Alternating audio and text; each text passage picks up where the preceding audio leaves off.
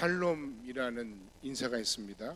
요한복음 14장에 나의 평안을 너희에게 주노라. 내가 너희에게 주는 것은 세상이 주는 것 같이 아니하리라. 너희는 마음에 근심도 말고 두려워하지도 말라. 우리 옆 사람과 함께 인사합시다. 샬롬. 한 주간도 주의 은혜로 평안하셨습니까? 여러분의 마음과 마음속의 두려움과 근심과 분노와 절망의 마음이 그리스도 예수께서 주시는 그 진정한 마음의 평강, 평안, 그 샬롬으로 인해 충만한 아침이 되시기를 주의 이름으로 간절히 축원합니다. 이 주님 주시는 샬롬이 없이는 우리가 사실 단 하루도 쉽게 넘어가는 날이 없습니다. 저는 지난 한 주간 요새 평균적으로 일주일에 하루 정도는 꼭 잠을 설치거나 잠을 못 자는 것 같아요. 자꾸 그 빈도가 좀 짧아지는 것 같아서 개인적으로 사실 걱정도 됩니다. 근데 그 순간에도 하나님이 제 개인에게 그런 어떤 마음의 평안과 샬롬을 주시지 않으면 넘어갈 수가 없는 겁니다. 그 어떤 상황 하나 마찬가지. 비록 우리의 삶이 내 생각대로 풀리는 것이 하나도 없을지라도 하나님은 신실하십니다. 하나님은 결코 여러분을 포기하지 않으십니다. 하나님은 여러분을 통해 당신의 뜻을 기필코 나타내십니다. 할렐루야. 오늘 나누는 말씀 속에서 낙심하여 삶의 소망을 상실한 상황들일지라도 다시 한번 하나님 주시는 새 힘과 새로운 참된 삶의 소망을 발견하는, 그래서 다시 한번 일어서는 그런 믿음의 아침이 되시기를 주님의 이름으로 간절히 축원합니다. 본문의 배경을 먼저 살펴보면 이렇습니다. 모세는 하나님의 말씀에 순종하여 바로 앞에 섰지만 우리가 잘 아는 대로 그 모세의 그 이야기에 바로는 눈 하나 꼼짝하지 않습니다. 모세는 분명히 하나님의 말씀대로 순종하여 이 일을 진행했지만 그러나 어떤 것 하나 그 모세의 뜻대로 되는 것이 없습니다. 이럴 때가 있습니다. 이건 분명히 하나님 뜻이라고 확신하고 내가 그 하나님 뜻대로 순종하여 이 일들을 진행하는데 어찌된 영문인지 너무너무 뭔가 일이 안 풀리고, 그리고 오히려 안 풀리는 정도가 아니라 오히려 억울한 일만 있는 겁니다. 현실에서 만나는 다양한 여러 가지 문제들, 경제적인 문제, 사람과의 관계의 문제, 또 생업의 문제, 기타 등등 여러 가지 문제들이 우리의 마음이 계속해서 청진해서 하나님의 말씀대로 하나님의 뜻대로 나아가는 것을 결코 허용하지 않는 순간들이 있다는 거예요. 우리는 그 순간에 하나님의 뜻이라고 믿고 나아갔던 그 길을 포기하고 중단할 것인가, 아니면 계속 가야 하는가 고민하고 회의하고 그리고 낙심한다는 것입니다. 모세의 상황이 딱 그랬습니다. 모세와 아론의 요청에 대해 바로의 대응은 매우 정치적이고 그리고 매우 지능적이고 매우 효과적이었습니다. 이스라엘 백성들의 노역을 2배로 증가시켰습니다. 그 결과 이스라엘 백성들의 기대는 무너졌고, 그리고 하나님께서 보내신 지도자 모세에 대해서 그들이 원망하기 시작하는 것입니다. 백성들의 신임을 잃어버린 지도자, 백성들의 지지를 잃어버린 지도자가 되어버린 것입니다. 이런 답답한 상황 속에서 아론과 모세는, 특히 모세는 하나님께 지금 항의하고 있습니다. 여러분 같으면 어떻게 하시겠습니까? 하나님 말씀대로 순종했는데 내 의도와 내 생각과 다른 결과들이 계속해서 나타나는 겁니다. 모든 것을 다 주며 모든 것을 다 쏟아 부으며 그 일을 위해서 헌신했는데 돌아오는 것은 참담하기 그지없습니다. 칭찬은 고사하고 원망만 돌아옵니다. 허무함만 가득합니다. 그로 말미암아 내게 닥쳐온 것은 영적 탈진뿐입니다. 여러분, 근데 영적 탈진도, 저 뒤에 문 좀 닫아주세요. 4층에. 그런데 영적 이 탈진이라는 것도 사실 아무나 경험하는 게 아닙니다. 영적 탈진도 열심히 한 사람들만 경험할 수 있는 일입니다. 탈진할 만큼 우리가 무언가 최선을 다해 본 적이 있는가 하는 거예요. 그렇게 탈진할 만큼 최선을 다해서 하나님을 위해서 하나님 말씀대로 순종하다 보니까 내게 이런 영적인 탈진이 왔다. 그건 개인적으로는 참 불행한 일이긴 하지만, 그러나 이런 번아웃은 그냥 그런 경험으로만 끝나지 않았습니다. 적어도 제 기억으로는 그렇습니다. 제 경험으로는 그렇습니다. 무엇인가 그 과정을 통해서 나는 큰 것을 얻습니다. 큰 성장과 성숙을 얻습니다. 하나님이 보여주시는 내 인생의 참된 비전을 발견하는 그런 시간들이 됩니다. 하나님은 그런 모세에게 오늘 본문을 통해 이해할 수 없는 명령을 하시는 것입니다. 다시 바로에게 가라는 겁니다. 다시 이스라엘 백성들에게 가서 이 상황을 설명하고, 그리고 다시 바로에게 가서 내가 내게 시킨 일을 계속하라 말씀하시는 거예요. 안 되는데도 불구하고 계속하라는 말씀입니다. 여러분, 지금 모세와 아론이 해야 하는 일은 눈앞에 가능성이 보이지 않는 일일지라도, 반대와 걸림돌이 있는 일일지라도 순종해야 하는 일입니다. 어김없이 현실의 어떤 절벽을 만나고 고통과 좌절을 경험하고 사람들 때문에 실망했지만, 하나님이 부르셔서 자신에게 말씀하신 그 말씀이 맞다면, 하나님이 모세에게 한 말씀이 분명히 하나님이 하신 말씀이 맞다면 순종해야 된다는 거예요. 오늘 우리 시대에 가장 큰 신앙적인 도전, 물론 만몬이라는 물질 이런 거 말고, 그것도 물론 큰 도전인데, 그 모든 상황 속에서 내 삶의 진정한 도전은, 신앙적인 도전은 나 자신이 하나님의 자리에 앉는 겁니다. 나 자신이 하나님의 자리를 차지하는 것입니다. 하나님도 내게 유익이 있어야 나한테 의미가 있는 분이고, 하나님도 내가 하나님 하시는 일이 마음에 들어야, 그래야 내가 순종할 수 있다는 이야기를 하는 거예요.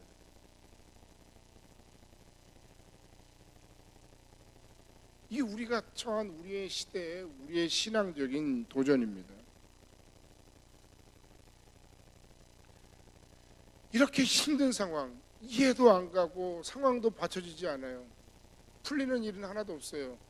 나를 오히려 응원하고 지지해줘야 될 저 사람들은 나를 지금 원망하고 있어요.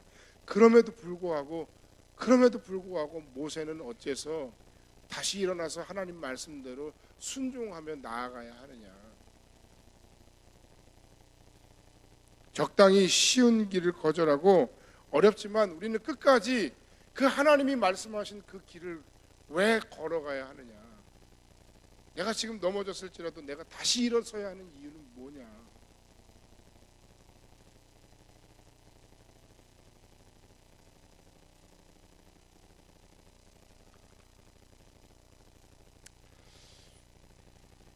오늘 모세가 그 길을 포기할 수 없었던 이유는 하나님이 모세에 대해서 계속해서 그를 설득하셨기 때문입니다. 한번 생각해 보세요. 모세가 바로에게 나아가기까지 사실 하나님은 무려 5번이나 그를 설득하셨어요. 그런데 이번에 또 다시 바로에게 갔을 때 그에게 닥친 상황으로 인하여 나는 갈 수 없습니다라고 말하자, 하나님은 모세를 향해 또 다시 설득하십니다. 저는 성경에서 이 하나님의 백성들을 향한 이 하나님의 마음을 가끔 읽을 때마다 너무 감동이 옵니다. 400년 동안이나 종살이하고 있는 이스라엘 백성들을 향해서 그들을 내 백성이라고 말하고, 내가 그들을 이 땅에서, 애굽 땅에서 인도해내서 네 조상들에게 약속했던 그 가나안 땅으로 가게 하겠다고 하는 그 하나님의 말씀, 그 하나님의 마음은 진심이십니다. 애굽에서 일어나고 있는 이 이스라엘의 모든 구원의 역사에 대해서 사실 우리 인간적인 생각으로 가장 절박해야 할 사람들은 노예 상태에 있는 이스라엘 사람들이고 지도자로 부름받은 모세여야 할 것 같지만, 그러나 실상은 이스라엘도 모세도 아닌 이 이스라엘 백성들을 애굽에서 탈출시켜서 가나안으로 가게 하는 데 있어서 가장 뜨거운 마음, 가장 포기할 수 없는 마음, 가장 뜨거운 열정을 가지신 분은 바로 하나님이셨다는 거예요. 그 열정으로 하나님께서 지금 계속해서 모세를 설득하고 또 설득하시는 거예요. 만군의 하나님 여호와의 열심히 이를 이루시리라. 그게 뭐예요? 이사야서에 나오는 메시아에 대한 예언이잖아요. 하나님의 열심이 우리의 구원을 가능하게 했다는 이야기죠. 마찬가지예요.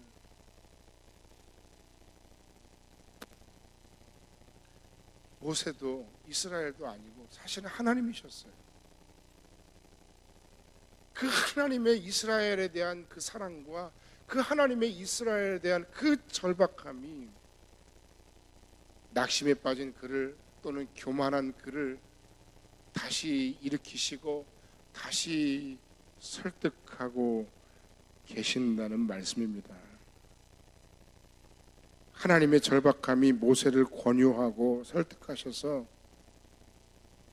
그 힘들고 어려운 상황을 넘어서서 이스라엘 백성들과 바로 앞에 다시 서게 하시고 있다는 말씀입니다. 여러분, 우리는 이걸 가리켜서 소명이라고 얘기를 합니다. 하나님의 그 절박하심이 내 마음과 닿은 사건, 하나님의 절박하심이 그의 마음속에 다 연결된 사건, 그것이 바로 소위 컬링이라고 이야기하는 소명이에요. 그게 부르시는 거예요. 그 소명은 절대로 개인의 유익이나 이익이 반영되는 사건이 아닙니다. 하나님이 사랑하시는 백성들을 위한 그 계획 속에 우리가 참여하게 되는 일입니다. 하나님 나라의 회복을 위한 그 하나님의 선교 사역에 우리를 초청하시는 일이 바로 소명이에요. 야, 네가 이 일을 해야 되겠다. 네가 절대로 포기하면 안 된다. 절대로 낙심하거나 절대로 주저앉아 있지 말아야 한다. 그 이유는 이 세상을 향한, 한국교회를 향한, 우리를 향한 하나님의 간절함에 있습니다.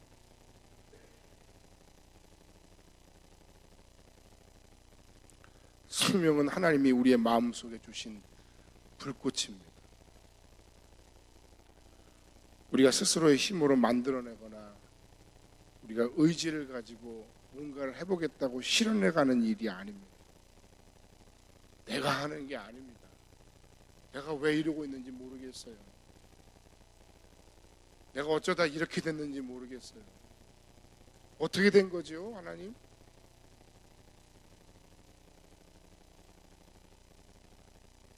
분명히 내 힘과 의지로는 안 되는 일인데, 그런데 하나님은 계속해서 설득하시는 거예요.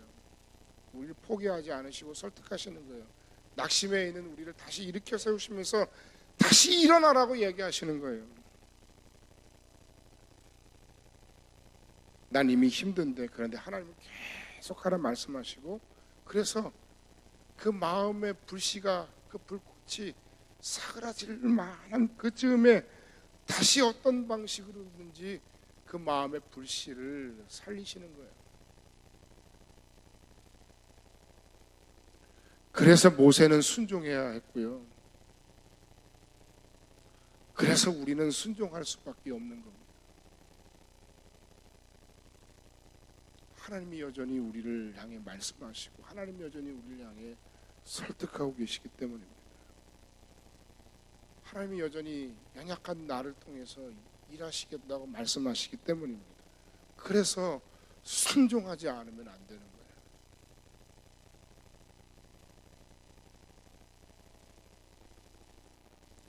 어제 글을 한 개 읽었는데 제목이 거창해요. 일치월장과 LG 보고서를 중심으로 정년까지 롱런하는 인재들의 특징 6가지. 40대에서 60대에 이르는 그 중장년층이 대기업을 비롯한 모든 기업 가운데서 어떻게 하면 버틸 수 있느냐, 뭐 그래서 6가지를 쭉 나열해 놨는데 그 6가지 내용을 내가 소개할 이유는 없고요. 그 가운데 첫 번째 소주제에 나와 있는데 인용되어 있는 이야기입니다. 애덤 그랜트라고 하는 조직 심리학자가 인간의 유형을 3가지로 분류를 해놨습니다. 첫 번째는 테이커인데, 이 사람은 자신이 준 것보다 더 많이 받기를 바라는 사람의 유형. 전략적으로 자신이 노력한 것보다 더 많은 유익이 돌아온다고 생각할 때만 다른 사람을 돕는 사람이에요. 두 번째 유형은 매처라고 되어 있는데, 이 사람은 이익과 선의 균형을 잘 이루려는 사람입니다. 공평함을 중시하고 상부상조를 중시합니다. 그런데 이것도 사실은 결국 이 모든 과정을 통해서 이 사람의 목표는 자기의 이익을 지키기 위한 것이라는 거예요. 받은 만큼 돌려주자, 딱 그만큼만 하자. 세 번째 유형이 기버인데, 이런 유형은 흔하지는 않다고 합니다. 근데 이 사람은 받은 것보다 더 많이 주기를 좋아하며 타인의 관점에서 내가 상대방에게 무엇을 줄 수 있는지를 살피는 사람입니다. 그것이 시간이 됐든, 그것이 물질이 됐든, 그것이 자신의 아이디어가 되었든, 자신의 인적 네트워크가 됐든, 모든 것을 총동원해서 그 누군가를 돕고자 하는 그런 마음을 가지고 있는 사람입니다. 근데 재미있는 것은 이 애덤 그란트의 분석에 의하면 소위 성공 사다리의 최상단을 차지하고 있는 사람은 누구일까? 테일커일까? 매처일까? 기버일까? 여러분 머리가 좋아서 이미 답을 잘 아시겠죠? 기버라는 겁니다. 처음에는 손해보는 것 같고, 그리고 그 모든 것들이, 그 열매가 잘 드러나지 않은 것 같지만 어느 순간인가 이런 사람들의 성공은 굉장히 요란한데 흡사 폭포가 쏟아져서 물이 사방으로 무차별적으로 쏟아지는 것처럼 성공을 경험한다. 이들이 베풀었던 공로가 한번 되돌아오기 시작하면 시너지가 생기면서 성공의 길이 열리고, 그 성공으로 기버 주변의 사람들마저도 다 잘 되는 그런 일들을 경험하게 된다. 결국 끝까지 오래 살아남는 사람은 누구다? 기버다. 그 이야기를 지금 하는 거예요. 제가 여러분 왜 이 얘기를 했을까요? 하나님의 나라와 그 의를 구하는 삶에 여러분은 테이커입니까? 매처입니까? 아니면 기버입니까? 우리가 소명에 순종하는 삶을 산다는 건 정말 어려운 일이에요. 아까 이미 이 본문의 말씀의 배경을 설명하면서 그 말씀 안에서 그토록 억울한 일을 당하고, 그토록 답답한 일을 경험하고, 그토록 힘든 상황이 되었는데도 불구하고 하나님은 우리에게 계속해서 불꽃 같은 마음으로 우리에게 열정을 심어주시면서 우리를 설득하시고 우리를 그 소명의 자리로 부르시는데, 그 소명에 순종하는 것은 결코 쉬운 일이 아닙니다. 하지만 눈치 보는 테이커나 균형을 맞추려는 매처가 아닌 하나님 나라를 위해 헌신하는 기버로서 우리가 살아간다면, 그 하나님 나라와 그 의를 위하여 구하는 그 모든 삶이 당장 내 단기적인 짧은 시각과 내가 볼 수 있는 그런 삶의 분석력으로는 이건 분명 손해고 이건 분명 미친 짓이지만, 그러나 결국 결과는 그렇지가 않다는 거예요. 여러분 안에 이런 믿음의 눈이 꼭 열려지시기를 주님의 이름으로 간절히 축원합니다. 오늘 우리 찬양대의 찬양이 지쳐있고 힘들어있는 우리의 마음을 다시 복돋아줬던 거죠. 걸어갑시다. 믿음 위에 서서. 그래서 여러분이 하나님 나라를 위해 헌신하는 기버로서 살아간다면 하나님은 당신을 통해 놀라운 생명의 역사가 나타나게 할 것입니다. 그러면 당신의 주변의 사람들도 당신에게 부으시는 그 하나님의 큰 복을 통하여 당신이 복의 통로로서 그들도 잘되고 형통하는 그 은혜와 그 역사가 나타나게 하실 줄로 믿습니다. 소명을 위해 사는 사람의 삶에는 생명의 열매가 있고 놀라운 기쁨과 감사가 있습니다. 할렐루야. 여러분이 잘 아는지 모르겠습니다. 정인이라고 하는 가수가 부른 오르막길이라는 가사의 내용입니다. 이게 신앙적인지 이게 이것과 무슨 상관이 있는지 여러분 한번 생각해 보세요. 이제부터 웃음기 사라질 거야. 가파른 이 길을 좀 봐. 그래 오르기 전에 미소를 기억해 두자. 오랫동안 못 볼지 몰라. 완만했던 우리가 지나온 길엔 달콤한 사랑의 향기, 이제 끈적이는 땀, 거칠게 내쉬는 숨이 우리 유일한 대화일지 몰라. 한 걸음 이제 한 걸음일 뿐. 아득한 저 끝은 보지 마. 평온했던 길처럼 계속 나를 바라봐줘. 그러면 견디겠어. 사랑해. 이 길 함께 가는 그대, 굳이 고된 나를 택한 그대여. 가끔 바람이 불 때만 저 먼 풍경을 바라봐. 올라온 만큼 아름다운 우리 길을 기억해.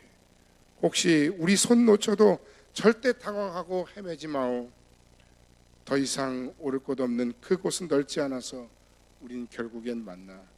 오른다면 한 걸음, 이제 한 걸음일 뿐.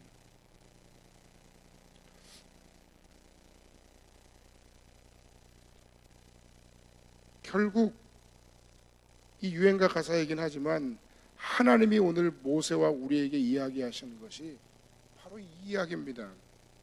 거기서 멈추지 말고 끝까지 가면 더 이상 오를 곳이 없는 평평한 그곳에 올라서 우리가 웃을 날이 있을 것이다. 여러분, 하나님께서는 이 과정을 통해서 그들에게 놀라운 것을 약속하셨습니다. 그 약속이 무엇입니까? 나를 여호와인 줄 알리라. 이 과정을 통해서 애굽과 이스라엘과 모세가 공통으로 얻는 놀라운 것이 있는데, 애굽도 결국 알게 되고 이스라엘도 결국 알게 되고 모세 너도 알게 되는 중요한 사실이 한 가지가 있는데, 그것은 바로 나를 여호와인 줄 알게 될 것이다. 사람들은 사실 하나님을 잘 모릅니다. 신학적으로 하나님을 연구하는 것과는 또 다른 문제입니다. 성경을 수천 번 읽어서 하나님에 대한 지식이 정확하고 그리고 해박한 것을 말하는 것이 아닙니다. 하나님을 정말 알고자 한다면 우리는 하나님이 하시는 일들을 경험해야 합니다. 오늘 모세가 경험하는 것 같이 고통과 어려움에 직면하며 순종하는 것이 무엇인지 경험해 봐야 합니다. 하나님이 이 일을 통해서 애굽에게 분명히 하나님이 어떤 분이신지를 보여주실 것입니다. 하나님이 이 일을 통해서 우리들에게 분명히 하나님이 어떤 분이신 줄 보게 하실 것입니다. 알게 하실 것입니다. 그 일을 목격하고 경험하는 이스라엘 백성들처럼 말입니다. 오늘 우리 가운데 하나님이 놀라우시는 일을 행하시는 그 순간이 바로 하나님의 영광이 선포되고 드러나는 순간입니다. 우리가 하나님의 일들을 감당하면서 힘든 일을 많이 경험합니다. 포기할까? 내가 열심히 했는데 왜 이렇지? 그런데 계속 하라는 거야? 인간의 한계도 느낍니다. 정신적으로, 육체적으로 느낍니다. 사람들의 마음의 바닥도 우리가 경험합니다. 하지만 기억하시기 바랍니다. 소명의 길을 오르는 길에 당신은 혼자가 아닙니다. 때까지 우리를 통해 하나님의 일을 이루시려는 그 소명에 순종하고 그 마음에 불꽃을 사를 때 하나님께서는 자신의 능력과 존재를 우리에게 나타내십니다. 너희가, 그들이, 내가 나를 여호와인 줄 알게 될 것이다. 할렐루야.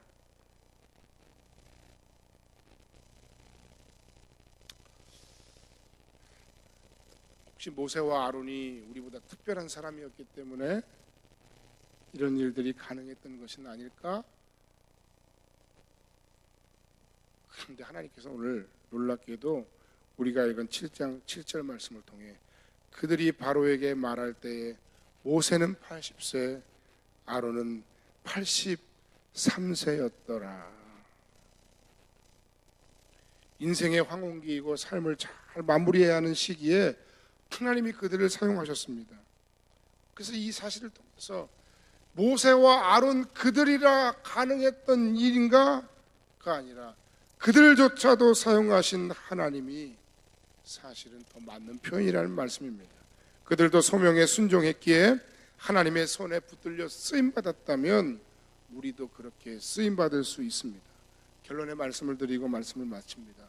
비록 낙심할 수밖에 없는 환경일지라도 하나님의 설득, 그 부르심에 설득되셔서 순종함으로 하나님의 살아계심과 그 능력과 영광을 드러내는 복된 성음교회 공동체, 복된 여러분의 인생과 사역과 삶이 되시기를 주님의 이름으로 간절히 축원합니다. 기도하겠습니다.